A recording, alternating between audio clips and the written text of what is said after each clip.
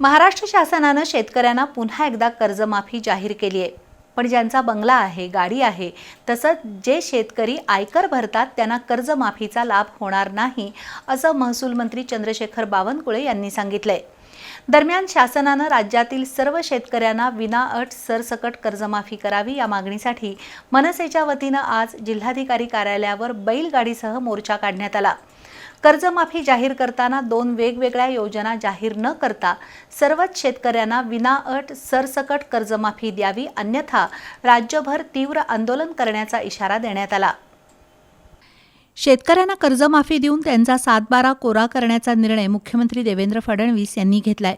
पण जे शेतकरी आयकर भरतात, ज्यांच्याकडे गाडी, बंगला आहे, अशा शेतकऱ्यांना कर्जमाफीचा लाभ मिळणार नाही, असं महसूल मंत्र्यांनी जाहीर केलंय।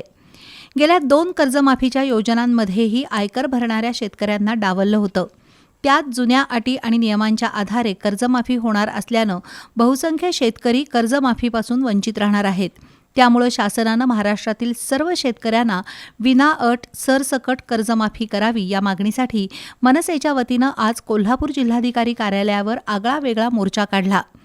बैलगाडी, शेती मशागत, औषध फवारणी करणारे शेतकरी, कर्जमाफीबद्दल विधानं करणारे मंत्री असा देखावा या मोर्चात सहभागी केला होता। शहराच्या विविध मार्गावरून हा मोर्चा जिल्हाधिकारी कार्यालयावर आला। यावेळी शासनाच्या विरोधात जोरदार घोषणाबाजी करण्यात आली। त्यानंतर जिल्हाधिकाऱ्यांना निवेदन देण्यात आलं।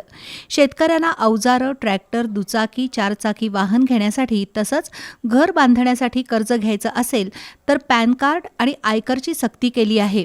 जो शेतकरी आयकर भरत नाही त्यांना बँका कर्ज देत नाहीत। विना आयकर कर्जच मिळू शकत नसेल तर आयकर भरणाऱ्यांना कर्जमाफी न देणं म्हणजे तोंड दाबून बुक्क्याचा मार अशी शासनाची दुटप्पी भूमिका आहे। मनसेचे माजी आमदार राजू पाटील यांनी आपल्याला पेन्शन देऊ नका असं पत्र विधानसभा अध्यक्षांना दिलंय।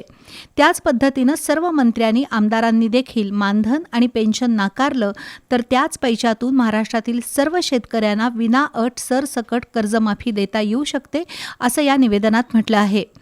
शेतकऱ्यांसाठी कर्जमाफी जाहीर करताना 2 वेगवेगळ्या योजना जाहीर न करता सरसकट कर्जमाफी द्यावी, अन्यथा तीव्र आंदोलन छेडण्याचा इशारा देण्यात आला। यावेळी मनसे जिल्हाध्यक्ष राजू दिंडोरले, दौलत पाटील, नागेश चौगुले, प्रसाद पाटील, विजय कारजगार, रवी गोंदकर यांच्यासह मनसेचे पदाधिकारी उपस्थित होते।